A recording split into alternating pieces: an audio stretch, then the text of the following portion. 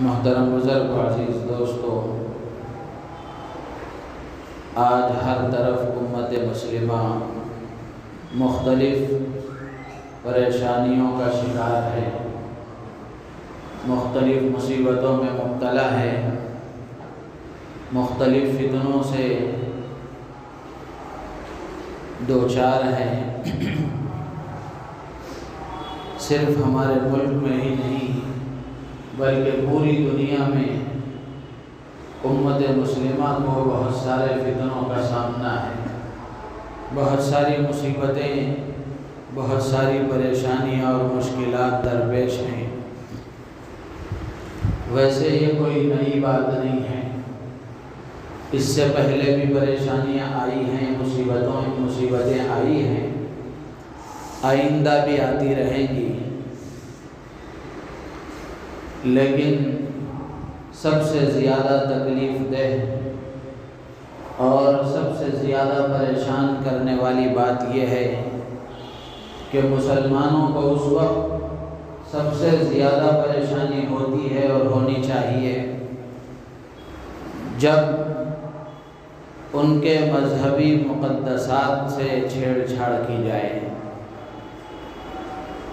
ان کے مذہبی پاکیزہ شخصیتوں پر کیچڑ اچھالا جائے اور شعائر اسلام پر اعتراضات کیے جائیں، اور اس سے آگے بڑھ کر سب سے زیادہ تکلیف اس وقت ہوتی ہے جب ہم سب کے آقا و مولا حضرت محمد الرسول اللہ صلی اللہ علیہ وسلم کی شان میں گستاخی کی جائے، آپ کے سلسلے میں نازیبا الفاظ کہے جائیں، اس وقت سب سے زیادہ تکلیف ہوتی ہے۔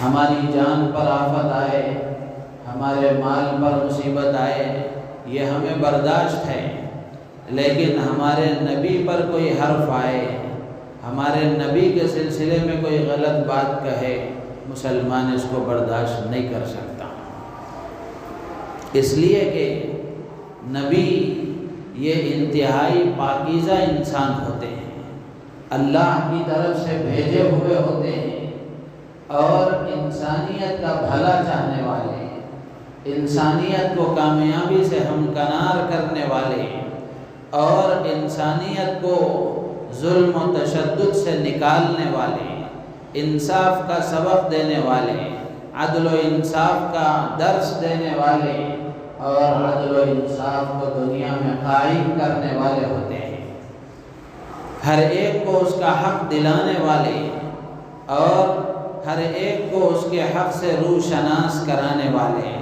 ہر ایک کو اس کا حق پہچان کر ادا کرنے کا درس دینے والے، یہ انبیاء کرام علیہ السلام ہوتے ہیں۔ لیکن جن کو نبیوں سے چڑ اور نبیوں سے عداوت، نبیوں سے دشمنی رہی ہے، اور یہ ہر زمانے میں ہر نبی کے ساتھ ہوا ہے، یہ نبیوں کی شان میں گستاخی اور نبیوں کے سلسلے میں نازیبا الفاظ، یہ آج کی کوئی نئی بات نہیں ہے، یہ کفار و مشرکین کی پرانی روش ہے، یہ پہلی عادت، پرانی عادتیں ہیں۔ قرآن پاک میں اللہ تعالیٰ نے بڑی وضاحت کے ساتھ اس کو فرمایا، وَكَذَلِكَ جَعَلْنَا لِكُلِّ نَبِيٍّ عَدُوًّا مِّنَ الْمُجْرِمِينَ کہ ہم نے ہر نبی کے لیے ہر زمانے میں نبیوں کو ستانے والے، ان کے ساتھ دشمنی کرنے والے، ان کے ساتھ عداوت رکھنے والے اور ان کے ساتھ ان کی شان میں گستاخی کرنے والے، یہ ہر زمانے میں رہے ہیں۔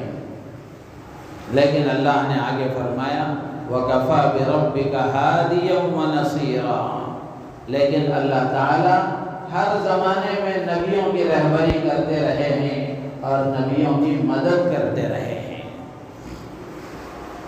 اسی طریقے سے ایک جگہ سورہ یاسین میں اللہ نے فرمایا یا حسرتاً علی العباد ما یأتیہم من رسول الا کانوا بہ یستہزئون کہ ہر زمانے میں جس قوم کے پاس بھی پیغمبر بھیجے گئے اس قوم کے ناشکرے اور ناہنجار اور بے ادب لوگوں نے نبیوں کا مذاق اڑایا ہے، نبیوں کی شان میں گستاخی کی ہے اور نبیوں کی حقیقت سے واقفیت نہ رکھنے والے اور نبیوں کے مقام و مرتبے کو نہ پہچاننے والے لوگوں نے ہر زمانے میں نبیوں کی شان میں گستاخی کی ہے۔ ما یأتیہم من رسول الا کانوا بہ یستہزئون۔ تو میرے عزیز دوست بزرگوں، یہ کفار و مشرکین کی پرانی روش ہے اور پرانی عادت ہے، لیکن جہاں یہ بات ہے وہیں اللہ تبارک و تعالیٰ نے قرآن پاک میں یہ بھی فرمایا کہ انبیاء اکرام علیہ السلام کی شان میں گستاخیاں ہوتی رہی ہیں اور اللہ نے ان کی مدد فرمائی ہے، ان کی حفاظت فرمائی ہے، اور سب سے بڑے اور نبیوں کے سردار امام الانبیاء ہم سب کے آقا و مولا حضرت محمد الرسول اللہ صلی اللہ علیہ وسلم کی شان میں آپ کے زمانے میں بھی گستاخیاں کی جاتی رہی ہیں، آپ کو تکلیفیں دی جاتی رہی ہیں۔ اسی لیے اللہ تبارک و تعالیٰ نے قرآن پاک میں ایک آیت نازل فرمائی اور اللہ نے نبی پاک علیہ السلام کو حکم دیا کہ اے نبی جی، اے میرے پیغمبر، اے میرے محبوب، جس زمانے میں آپ نبوت کا اعلان فرما رہے ہیں اور آپ اللہ کے پیغام کو اللہ کے بندوں تک پہنچا رہے ہیں، آپ کو مخالفتوں کا سامنا ہے، آپ کی شان میں گستاخی کی جا رہی ہے، آپ کا مذاق اڑایا جا رہا ہے، لیکن اس مخالف ماحول میں بھی آپ کو اپنی ذمہ داری پوری کرنی ہے۔ اس مخالف ماحول میں بھی آپ کو اپنی ذمہ داری پوری کرنی ہے، تھک کر بیٹھ جانا نہیں ہے۔ یا ایھا النبی یا ایھا الرسول بلغ ما انزل الیک۔ اللہ تعالیٰ فرماتے ہیں میرے پیغمبر، جو بات ہم نے آپ تک پہنچائی ہے، جو قرآن ہم نے آپ کی طرف نازل کیا ہے، اس کو آپ پہنچاتے رہیے۔ وَإِن لَّمْ تَفْعَلْ فَمَا بَلَّغْتَ رِسَالَتَهُ۔ اگر آپ نے نہیں پہنچایا تو پھر آپ نے اپنی ذمہ داری میں، اپنی ذمہ داری کو پورا کرنے میں آپ کامیاب نہیں ہوں گے۔ جہاں اللہ تعالیٰ نے مخالف ماحول میں کام کرنے کا حکم دیا ہے، وہیں اللہ نے اس بات کا یقین بھی دلایا ہے اور اس بات کا وعدہ بھی فرمایا ہے، وَاللَّهُ يَعْصِمُكَ مِنَ النَّاسِ۔ اللہ تعالیٰ ان لوگوں سے آپ کی حفاظت فرمائیں گے۔ آپ کام کرتے رہیے، آپ اپنی ذمہ داری کو پورا کرتے رہیے، ذمہ داری کے پورا کرنے میں اگر کسی کی طرف سے کوئی رکاوٹ آئے گی، کوئی تکلیف آئے گی تو آپ کی حفاظت ہماری ذمہ داری ہے۔ آپ اپنی ذمہ داری کو پورا کریں، ہم اپنی ذمہ داری کو پورا کریں گے۔ واللہ یعصمک من الناس۔ آج بھی یہی حکم ہے، جو نبیوں کی روش پر چلتا ہے، جو نبیوں کے طریقے کو اپناتا ہے اور جو نبیوں کے مشن کو اپنا مشن بنا کر کام کرتا ہے، جیسے اللہ نے نبیوں کی حفاظت کا وعدہ فرمایا ہے، ایسے ہی نبیوں کے طریقے کو اپنانے والوں کی حفاظت کا بھی اس میں وعدہ ہے۔ جیسے اللہ کے بندوں کو اللہ سے جوڑنے کا کام نبی پاک علیہ السلام نے کیا، مخالف ماحول میں بھی کیا، اللہ نے آپ کی حفاظت فرمائی۔ کیسے کیسے حالات نہیں آئے، آپ کو دنیا سے ختم کر دینے کی تک کوششیں کی گئی، لیکن جس کو اللہ رکھے اس کو کون چکھے؟ جس کو اللہ باقی رکھنا چاہے، جس کو اللہ زندہ رکھنا چاہے، جو اللہ کی حفاظت میں رہے، اس کو کون ہاتھ لگا سکتا ہے؟ آج ہم اللہ کی حفاظت سے نکل اسی لیے گئے ہیں۔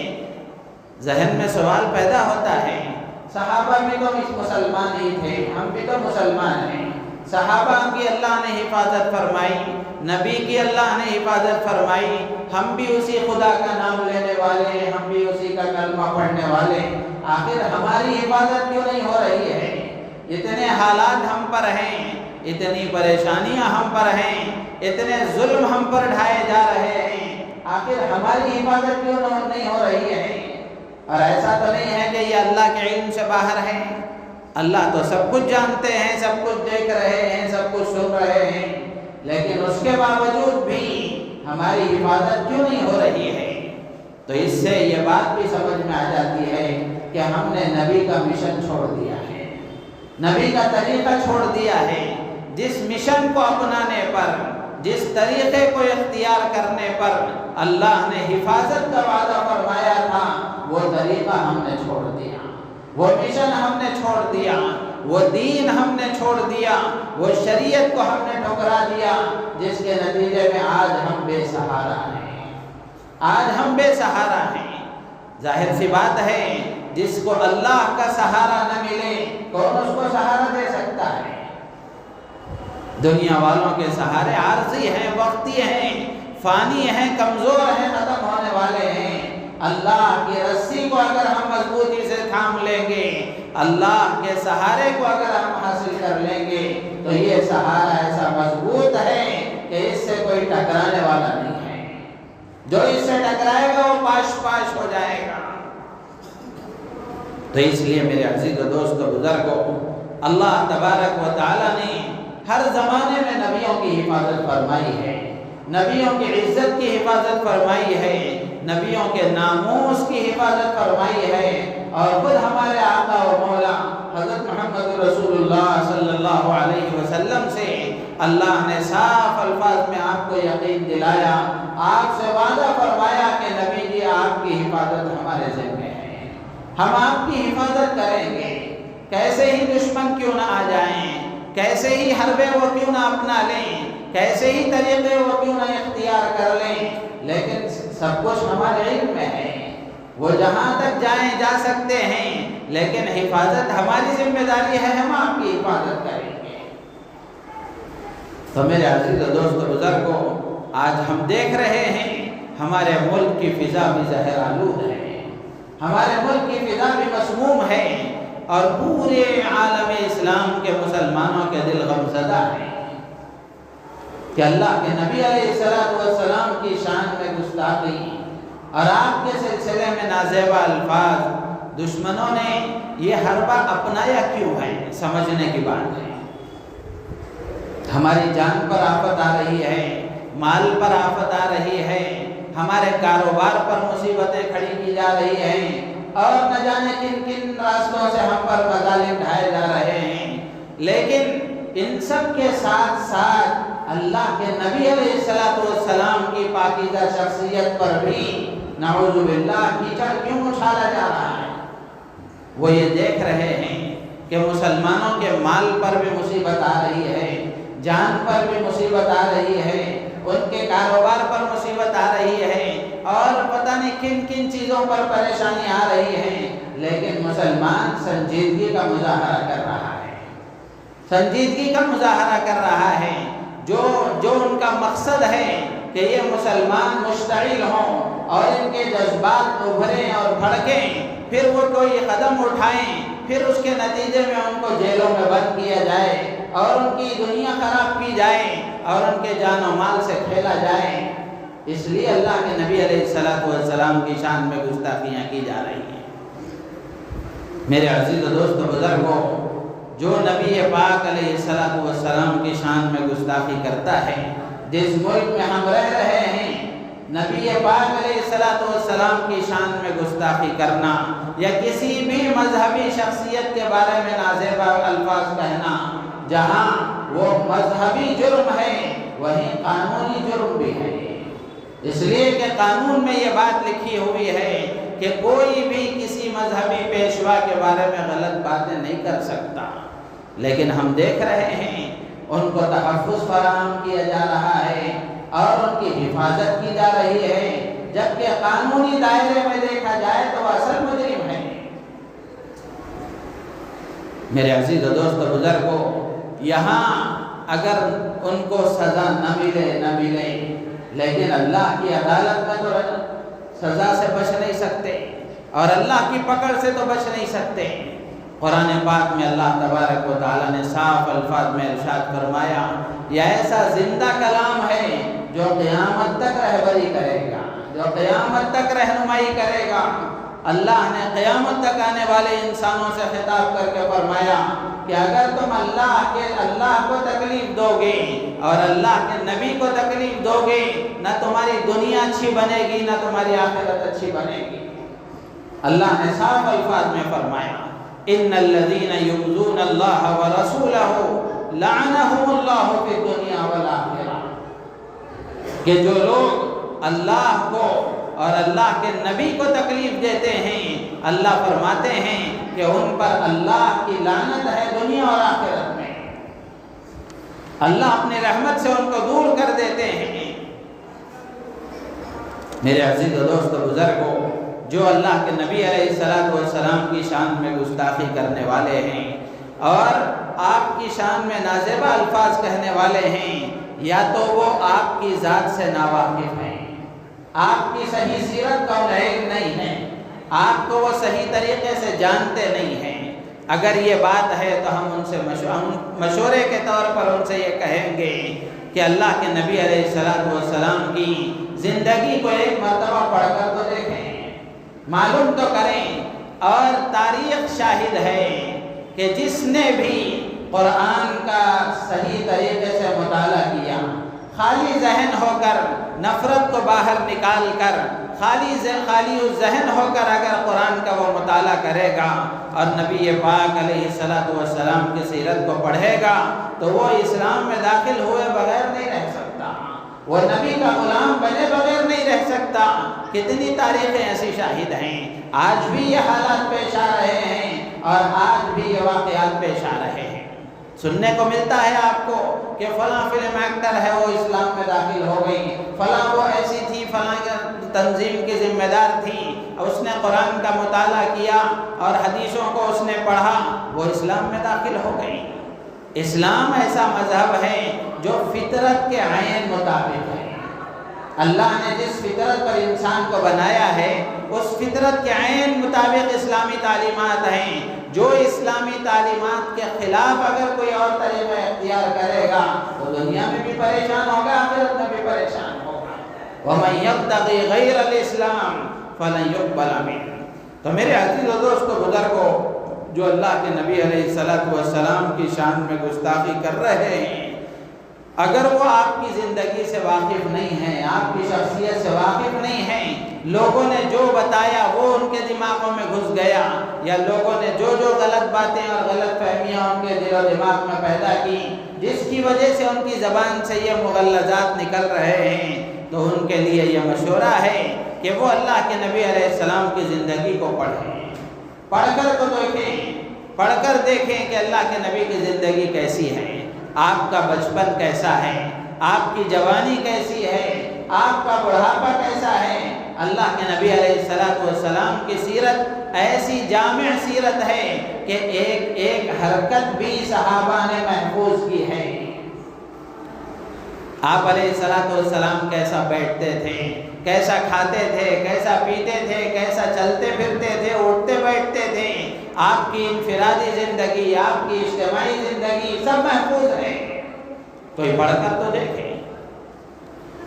और अगर शरारत की तरह वजह से ये काम हो रहा है तो फिर उनको सुन लेना चाहिए कि दुनिया है, दुनिया में चाहे किसी की हुकूमत हो, लेकिन ये ज़मीन और आसमान का मालिक वो इसको पैदा करने वाला खुदा है, वो इसको पैदा करने वाला खुदा है।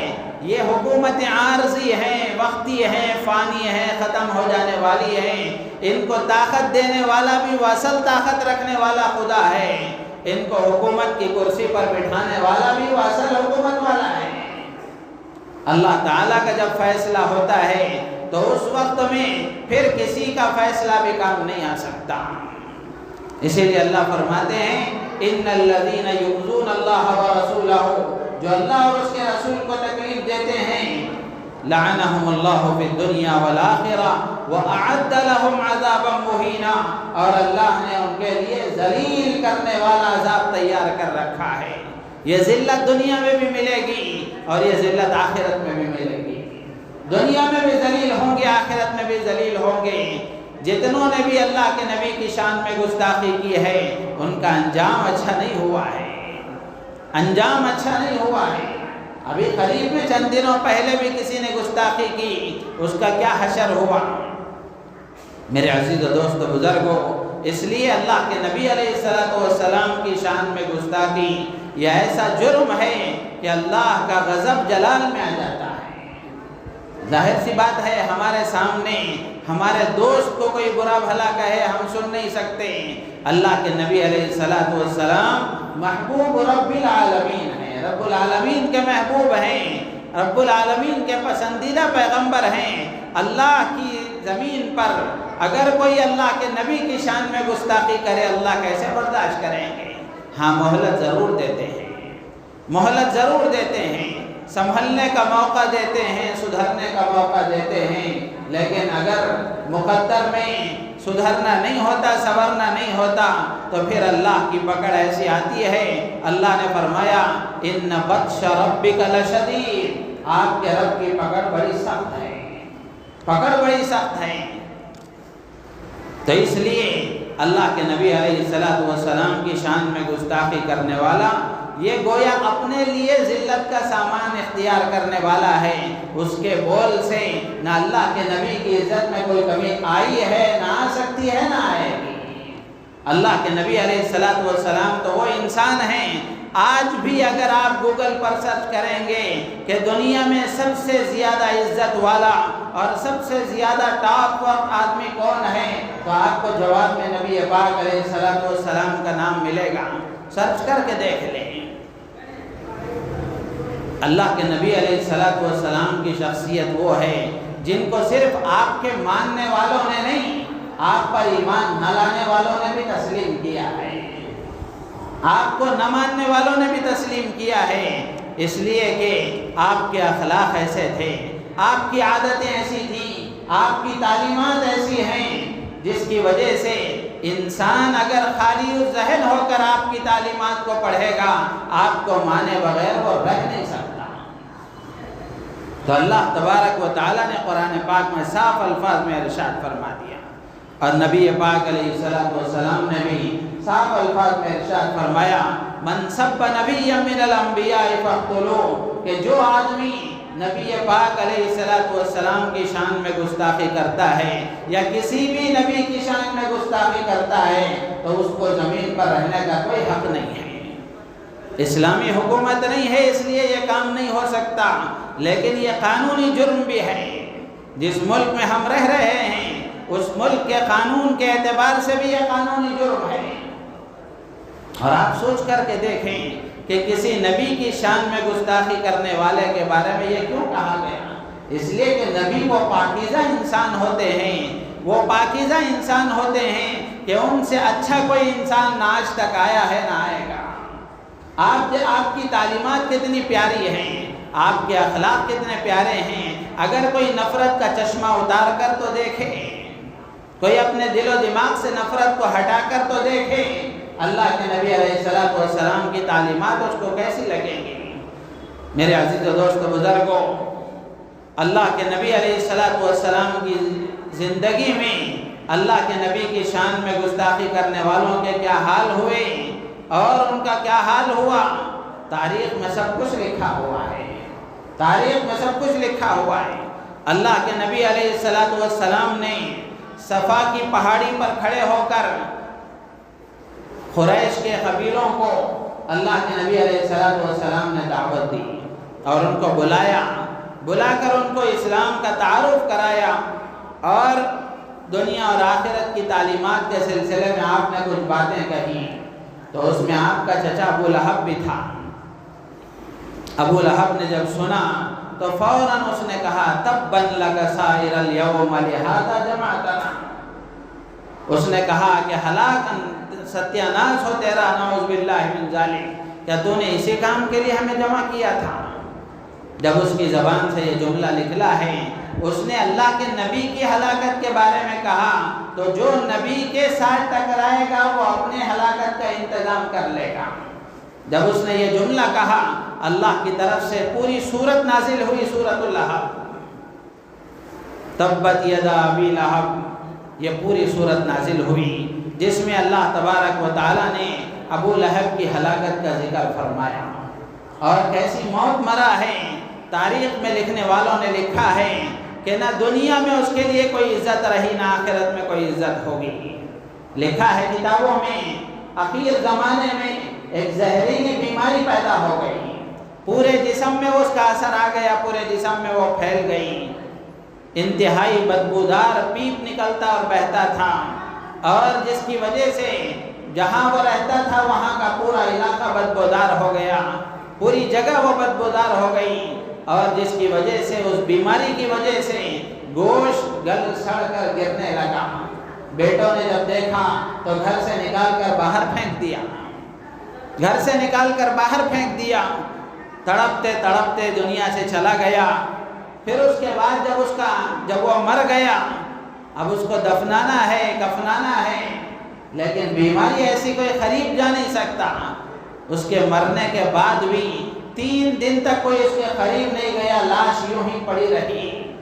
جب بدبو پورے علاقے میں پھیلنے لگی، لوگوں نے اس کے بچوں کو ملامت کرنا شروع کیا، لعن طعن کرنا شروع کیا، تو اس کے بچوں نے حبشی غلاموں کو بلا کر ان کو کرائے پر لے کر ان سے گڑھا کھدوایا، گڑھا کھدوا کر اس نے لکڑی سے دھکیل کر اس کو ڈال دیا، گڑھے میں ڈال دیا، اس پر مٹی ڈال دی۔ میرے عزیز و دوست بزرگوں، نبی پاک علیہ السلام کی گستاخی کا یہ حشر ہوا۔ تو جو اللہ کے نبی علیہ السلام کے ساتھ گستاخی کرے گا، نہ دنیا میں اس کے لیے عزت ہے، نہ آخرت میں اس کے لیے عزت ہے۔ اس لیے کہ آپ تو پوری انسانیت کے لیے رحمت بن کر آئے ہیں، آپ کو رحمت للمسلمین نہیں کہا گیا، آپ رحمت للعالمین ہیں، ہر انسان کے لیے آپ رحمت ہیں۔ اسی ابو لہب کا بیٹا، ایک مرتبہ دونوں ملک شام کے سفر کے لیے تیاری کر رہے تھے، نکلنے کا وقت قریب تھا۔ اس نے کہا کہ تھوڑی دیر رک جاؤ، میں جا کر محمد صلی اللہ علیہ وسلم کی شان میں گستاخی کر کے آؤں گا، ان کو کچھ چھیڑ چھاڑ کر آؤں گا، ان کو برا بھلا کہہ کر گالیاں دے کر آؤں گا۔ آیا، آ کر اللہ کے نبی علیہ السلام کی شان میں اس نے گستاخی کی، اللہ کے نبی کو اس نے برا بھلا کہا۔ اللہ کے نبی کی زبان سے نکلا، اللہم صلت علیہ کلبا من کلابک۔ کتنا محروم اور کتنا منحوس انسان ہوگا جس کے لیے رحمت للعالمین جیسے نبی کی زبان سے بد دعا نکلی ہے، جبکہ اللہ کے نبی علیہ السلام نے اپنے لیے کوئی بدلہ نہیں لیا ہے، اور آپ کو ہر طرح کی تکلیفیں دی گئی، آپ نے کبھی بد دعا نہیں دی ہے۔ طائف میں کیسے پتھر آپ پر برسائے گئے، لیکن اللہ کے نبی نے دعا فرمائی، اللہم اہد قومی فإنہم لا یعلمون، اے اللہ ان لوگوں کو ہدایت عطا فرمائے، مجھے جانتے نہیں ہیں۔ لیکن اس نے ایسے بکواس کی، وہ باتیں بھی میں نقل کرنا نہیں چاہتا۔ اس نے جب یہ کہا، اللہ کے نبی علیہ السلام نے بدعا فرمائی، اللہم صلت علیہ کلبا من کلابک، اے اللہ اس پر اپنے کتوں میں سے ایک کتا مسلط فرما دے۔ سفر شروع ہوا، ملک شام پہنچے، وہاں راستے میں ایک رات ہو گئی، ایک راہب کے عبادت خانے کے پاس انہوں نے پڑاؤ ڈالا۔ وہ راہب نے اس سے کہا بھی، ان قافلے والوں سے کہا بھی کہ یہاں تو درندے رہتے ہیں، یہاں تم نے کیوں پڑاؤ ڈالا، کچھ آگے چلے جاؤ۔ جیسے ہی یہ بات ابو لہب نے سنی، ہاں یہ بات جب وہ وہاں سے اللہ کے نبی علیہ السلام کی شان میں اس نے گستاخی کی اور اللہ کے نبی نے جواب میں بددعا فرمائی، تو وہ وہاں سے واپس آیا۔ واپس آنے کے بعد اس نے اپنے باپ کو یہ کارگزاری سنائی، میں نے ایسا ایسا کہا، تو محمد صلی اللہ علیہ وسلم نے ایسا کہا۔ تو اس وقت ابو لہب نے کہا، اب مجھے تیری جان کا خطرہ ہو گیا ہے، اب مجھے تیری جان کا اندیشہ ہو گیا ہے، اس لیے کہ ان کی بددعا رد نہیں ہوتی۔ میرے عزیز و دوست بزرگوں، دل پر ہاتھ رکھ کر دیکھیں، جتنا یقین اللہ کے نبی کی بات پر ابو لہب کو تھا اتنا ہمیں بھی نہیں ہے۔ اگر ہوتا تو یہ نوبت نہیں آتی۔ فوراً ابو لہب کہنے لگا، اب تو تیری جان کی حفاظت کو کوئی مسئلہ نہیں ہے، اب تو تیری جان کو خطرہ ہو گیا ہے۔ بہرحال وہ سفر ہوا، وہاں جا کر پڑاؤ ڈالا، رات ہوئی تو رات میں ابو لہب نے سب سے کہا، قافلے والوں سے، دیکھو تم سب پر میرا حق ہے، اس لیے تم یہ کرو کہ اپنا پورا سامان ایک جگہ جمع کرو، اور سامان جمع کر کے میرے بیٹے کو اوپر سلا دو، اور تم اس کے آس پاس پہرا دینے کے لیے سو جاؤ، تاکہ میرے بیٹے کو تکلیف نہ ہو۔ یقین تو تھا، بہرحال یہ ہاتھ سے گیا۔ رات ہوئی، رات میں شیر آیا، آ کر ہر ایک کے چہرے کو شیر نے سونگھا، سب پورے نیچے جتنے سے سوئے ہوئے تھے سب کے چہروں کو وہ سونگھ چکا۔ تو جب اس کو اندازہ ہوا کہ میرا مطلوب یہاں نہیں ہے تو شیر تھوڑا پیچھے ہٹا اور سیدھے چھلانگ لگا کر اس سامان کے اوپر چلا گیا۔ اس کے چہرے کو جب اس نے سونگھا پتا چلا کہ یہی وہ میرا مطلوب ہے، تو اس کے ٹکڑے ٹکڑے کر دیے۔ میرے عزیز و دوست بزرگوں، یہ دنیا کا عذاب ہے، یہ دنیا کی ذلت ہے جو اللہ نے فرمایا وَأَعَدَّ لَهُمْ عَذَابًا مُهِينًا، کہ اللہ نے ان کے لیے دردناک عذاب تیار کر رکھا ہے۔ یہ ذلت دنیا میں بھی ملے گی، آخرت میں بھی ملے گی۔ ایسے بے شمار واقعات ہیں۔ علامہ ابن تیمیہ رحمۃ اللہ علیہ نے ایک کتاب لکھی ہے باقاعدہ، الصارم المسلول علی شاتم الرسول، کہ نبی پاک علیہ السلام کی شان میں گستاخی کرنے والوں کا کیا حشر ہوا۔ بے شمار واقعات لکھے ہیں۔ ابو جہل بھی اس فہرست میں ہے، سرداران قریش میں سے بہت سارے اور اس فہرست میں ہیں، اور اسی طریقے سے گستاخ کعب بن اشرف بھی ہیں۔ ان سب کے واقعات کتابوں میں لکھے ہوئے ہیں۔ میرے عزیز و دوست بزرگوں، آج ہمارے ملک میں بھی بدقسمتی سے کچھ لوگوں نے اللہ کے نبی علیہ السلام کی شان میں گستاخی کی ہے۔ ہم سب کے دل مغموم ہیں، دکھے ہوئے ہیں۔ یقیناً کوئی بھی مسلمان اللہ کے نبی علیہ السلام کی شان میں گستاخی کو برداشت نہیں کر سکتا، لیکن جب ایسے حالات پیش آئیں اور یہ کام ہو جائے تو ہمیں کیا کرنا چاہیے؟ ہمیں کیا کرنا چاہیے؟ تو علماء نے لکھا ہے ایسے موقع پر ریاکشن کے دو طریقے ہیں۔ ایک طریقہ تو یہ ہے کہ احتجاج کیا جائے، فلاں فلاں فلاں فلاں کام کیے جائیں، یہ بھی ایک طریقہ ہے۔ دوسرا طریقہ یہ ہے کہ جب اللہ کے نبی کی شان میں گستاخی ہو تو مسلمان شرمندہ ہو کر اپنے گریبان میں جھانک کر کے دیکھے کہ آج تک نبی سے جیسا تعلق میرا ہونا چاہیے تھا ویسا اب تک نہیں ہو سکا۔ آج اس بات کا ہم تہیہ کر لیں کہ اللہ کے نبی علیہ السلام کی شان میں گستاخیاں کی جا رہی ہیں تو ہم ان کو مبارکباد دیتے ہوئے یہ کہیں کہ تم نے ہمیں خواب غفلت سے بیدار کر دیا، تم نے ہمیں جگا دیا، جیسا تعلق ہمارے نبی سے ہونا چاہیے تھا آج تک ہمارا تعلق ویسا نہیں ہو سکا، تمہاری گستاخی کی وجہ سے آج ہم یہ ارادہ کرتے ہیں، آج یہ تہیہ کرتے ہیں کہ ہم اپنے نبی سے اب اپنے تعلق کو مضبوط کریں گے، اپنے نبی کے دامن میں اب ہم آ جائیں گے۔ ایک طریقہ یہ بھی ہے، اور یہ دوسرا طریقہ ایسا مؤثر ہے کہ اس کو اگر اختیار کر لیا جائے تو خود بخود میرے عزیز و دوست بزرگوں دنیا کھینچی کھینچی چلی آئے گی۔ تو اس لیے یہ سب سے پہلا کام ہے کہ مسلمان اس بات کا جائزہ لیں، ہر مسلمان اپنی زندگی میں ٹٹول کر کے دیکھے کہ نبی کے ساتھ میرا تعلق کیسا ہونا چاہیے تھا۔ ہر مسلمان یہ سوچے میرے نبی نے میرے خاطر کتنی تکلیفیں برداشت کی ہیں، میرے نبی نے میرے خاطر راتوں میں کتنا رویا ہے، میرے نبی نے میرے خاطر کتنی دعائیں اللہ سے مانگی ہیں، اتنا احسان میرے نبی کا مجھ پر، اور میرا تعلق نبی کے ساتھ کیسا ہے، میرا تعلق نبی کے ساتھ کیسا ہے۔ نہ میرا چہرہ نبی جیسا، نہ میرا لباس نبی جیسا، نہ میرا کاروبار نبی کی تعلیمات کے مطابق، نہ میرا معاشرہ نبی کی تعلیمات کے مطابق، نہ میرا رہن سہن نبی کی تعلیمات کے مطابق، نہ میری نمازیں نبی کی تعلیمات کے مطابق، نہ میری زندگی کا کوئی عمل نبی کی تعلیمات کے مطابق، آخر میں کیسا نبی کا احسان مند رہوں گا، کیسے نبی کا احسان مند رہوں گا جس نبی کے اتنے احسانات مجھ پر، اور میری طرف سے کیا تعلق کی پیشکش ہونی چاہیے تھی۔ میرے عزیز و دوست بزرگوں، کرنے کا ایک کام یہ ہے کہ ہر آدمی سوچے اور اپنا جائزہ لے، اب اس بات کا ارادہ کر لیں کہ اب تو ہمیں دامن مصطفیٰ کے تحت آ جانا چاہیے، اب تو اپنی زندگی میں سنتوں کو جگہ دینی چاہیے، اب تو صحیح اور سچا عاشق رسول بن جانا چاہیے۔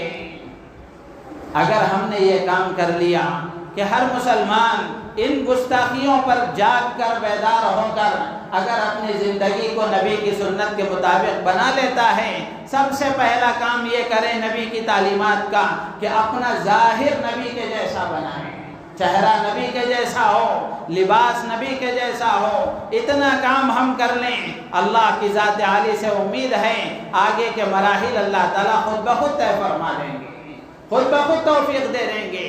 کتنے افسوس کی بات ہے کہ مسلمان کو نبی کا چہرہ پسند نہیں ہے، نبی کا لباس پسند نہیں ہے، اور پھر وہ اپنی زبان سے کہہ رہا ہے میں نبی کا عاشق ہوں۔ صحابہ کی زندگی ہم دیکھ لیں، صحابہ کیسے تھے، ہم کیسے ہیں۔ صحابہ کی اللہ نے مدد فرمائی، حفاظت فرمائی، آج اللہ ہماری بھی حفاظت فرمائیں گے، مدد فرمائیں گے، شرط یہ ہے کہ ہم نبی کی تعلیمات کو اختیار کر لیں۔ تو اس لیے ایک کام یہ ہے، یہ صرف سننے کے حد تک نہیں ہے، سن کر برسوں سے سنتے ہی آ رہے ہیں، اب کچھ کرنے کا بھی ارادہ کر لیں۔ یہ حالات ہمیں کچھ کرنے پر مجبور کر رہے ہیں۔ کرنے کا مطلب یہ ہے کہ اپنی زندگی کو تبدیل کریں، اپنی زندگی کو تبدیل کریں، اپنا تعلق اللہ سے مضبوط کریں، اپنا تعلق اللہ کے نبی سے مضبوط کریں، اللہ کے نبی کے ایک ایک سنت کو اپنی زندگی میں جان جان کر لانے کی کوشش کریں۔ ہر مسلمان کے اندر یہ تجسس پیدا ہو جائے کہ کوئی بھی عمل وہ کر رہا ہو، اگر اس کے علم میں نہیں ہے تو وہ یہ معلوم کرنے والا بن جائے کہ یہ کام کرنے کا میرے نبی نے کیا طریقہ بتایا ہے۔ ہر مسلمان کے اندر یہ تجسس پیدا ہو جائے، اگر خود کو معلوم نہیں ہے تو جن کو اللہ نے علم دیا ہے ان سے معلوم کر کے ہم عمل کرنے والے بن جائیں۔ یہ پہلا کام ہے جو کرنے کا ہے۔ یہ ذمہ داری اگر ہم پورا کریں گے تو ہم کامیاب ہو گئے، اور یہ گستاخی کرنے والے یقیناً ناکام ہو جائیں گے، یقیناً ناکام ہو جائیں گے۔ دوسرا کام یہ کرنا ہے کہ آج اس مجلس میں جتنے بیٹھے ہوئے ہیں، فرداً ہر ایک سے میں گزارش کروں گا کہ آج سے اس بات کا تہیہ کر لیں کہ اللہ کے نبی علیہ السلام کی سیرت کو پڑھیں گے، اللہ کے نبی کی زندگی کو پڑھیں گے، اللہ کے نبی علیہ السلام کی سیرت کو معلوم کریں گے۔ دنیا بلا کے کتنے لوگوں کی زندگیاں ہمیں معلوم ہیں، کرکٹروں کے طرح ہمیں ان کی زندگیاں معلوم ہیں، فلم ایکٹرز کی زندگیاں ہمیں معلوم ہیں، اور نہ جانے کن کن کی تاریخ ہمیں معلوم ہے۔ مسلمان کو نہیں معلوم تو اللہ کے نبی کی زندگی نہیں معلوم ہے۔ میرے عزیز و دوست و بزرگوں، اللہ کے نبی علیہ السلام کی سیرت کو پڑھنا ہے۔ چھوٹی بڑی سیرت کی ہر زبان میں کتابیں موجود ہیں۔ ہر فرد سے تنہا میری یہ گزارش ہے کہ ہر آدمی آج سے اس بات کا ارادہ کر لے، یہ صرف بولنے کی حد تک نہیں ہونا چاہیے۔ میں ہمیشہ عرض کرتا ہوں کہ صرف بولنے کی حد تک نہیں ہونا چاہیے، آج کچھ عمل کا ہی ارادہ کر کے اٹھ جائیں تاکہ اللہ تبارک و تعالی ہماری زندگیوں میں کوئی انقلاب برپا کر دے۔ تو اس لیے اللہ کے نبی کی سیرت کو پڑھنا ہے۔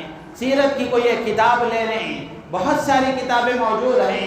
چھوٹی کتابوں میں حضرت مولانا سید سلیمان ندوی رحمت اللہ علیہ کی کتاب ہے رحمت عالم، بہت مختصر ہے۔ یا اس سے آگے بڑھ کر حضرت مولانا عاشق الہی صاحب مہاجر مدنی رحمت اللہ علیہ کی کتاب ہے۔ یا اس سے آگے بڑھ کر سیرت مصطفیٰ حضرت مولانا ادریس صاحب رحمت اللہ علیہ کی کتاب ہے 3 جلدوں میں۔ جس کو اللہ جتنی توفیق دے اپنے نبی کی زندگی کو پڑھنے والے بنے، اپنے نبی کی زندگی کو پڑھنے والے بنے۔ یہ دوسرا کام ہے۔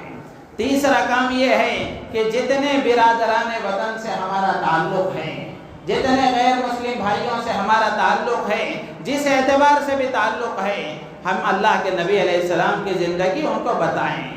بتانے کے طریقے الگ الگ ہو سکتے ہیں، کوئی کتاب ان کو ہدیہ میں دیں، یا پھر کوئی واقعہ ان کو پڑھ کر سنائیں، ان کو بتائیں کہ ہمارے نبی کی تعلیمات ایسی ہیں۔ اگر ہم ان کو بتائیں گے تو جو غلط فہمیاں ان کے اندر پیدا کی جا رہی ہیں وہ غلط فہمیاں ان سے دور ہو جائیں گی۔ یہ کام اگر ہم کریں گے، اللہ کی ذات عالی سے امید ہے کہ ہماری زندگی میں انقلاب پیدا ہوگا، ہمارے ملک میں بھی انقلاب آئے گا، پورے ملک میں بھی اللہ تعالیٰ پورے عالم اسلام میں انقلاب پیدا فرمائیں گے۔ ہمارے بدلنے ہی سے سب کچھ بدل سکتا ہے، اتنی بات ہم یاد رکھ لیں۔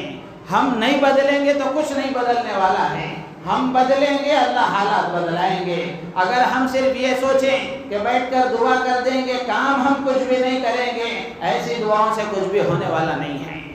دعا بھی کرنا ہے اور اپنی زندگی میں کچھ عملی شکل بھی پیدا کرنا ہے، تب جا کر اللہ تعالیٰ کچھ نہ کچھ فائدہ ہمیں پہنچائیں گے، اور ہماری زندگی کے انقلاب سے اللہ تعالیٰ پورے ملک میں انقلاب پیدا فرما دیں گے۔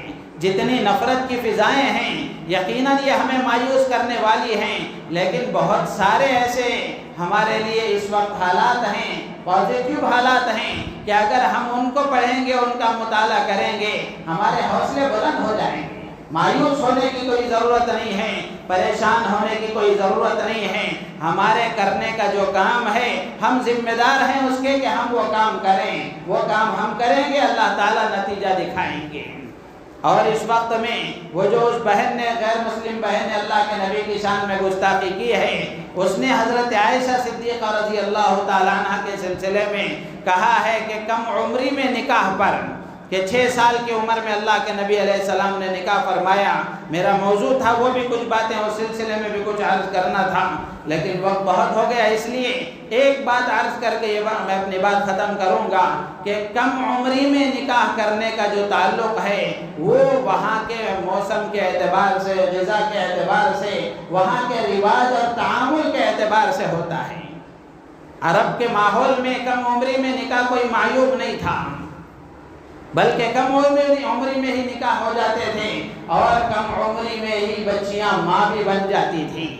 اور یہ تو اسلام کی بات ہوئی، اور رہا معاملہ عیسائی تہذیب میں بھی ہم دیکھ لیں، عیسائی کلچر میں بھی دیکھ لیں، اس میں بھی کم عمری میں نکاح معیوب نہیں تھا۔ آج انہوں نے کوئی طریقہ بدل لیا ہو تو بدل لیا ہو، اور ہندو مذہب میں بھی، اور ان کی جو مقدس کتابیں ہیں مذہب کی، اس میں باقاعدہ یہ لکھا ہوا ہے کہ لڑکے کی عمر 30 سال ہے تو لڑکی کی عمر 12 سال ہے، اور ایک جگہ لکھا ہے کہ لڑکے کی عمر 24 سال ہے تو لڑکی کی عمر 8 سال ہے۔ کم سے کم نکاح کی عمر انہوں نے لکھی ہے، اور اس کتاب کا نام غالباً منوسمرتی، اس میں لکھا ہوا ہے کہ لڑکی کو بلوغ سے پہلے ہی شادی کر دینا چاہیے، یہ ان کی تعلیمات ہیں۔ اور اس سے آگے بڑھ کر کہا جائے تو اس بہن کو بھی بتا دیا جائے، کوئی بتانے والا ہو تو اس کو بھی بتا دیا جائے کہ ہندو مذہب والے جو رام کو مانتے ہیں، سیتا کے ساتھ اس کا جب نکاح ہوا تو وہ 6 سال کی تھی۔ حضرت عائشہ صدیقہ رضی اللہ تعالی عنہ کے نکاح پر اعتراض کرنے والے اپنا گریبان جھانک کر دیکھ لیں تو خود بخود ان کو اندازہ ہو جائے گا۔ تو میرے عزیز و دوست بزرگوں، یہ سب اس لیے ہیں، ہم اس سے متاثر اس لیے ہو جاتے ہیں کہ ہمیں اپنے مذہب کی تعلیمات کا علم نہیں ہے۔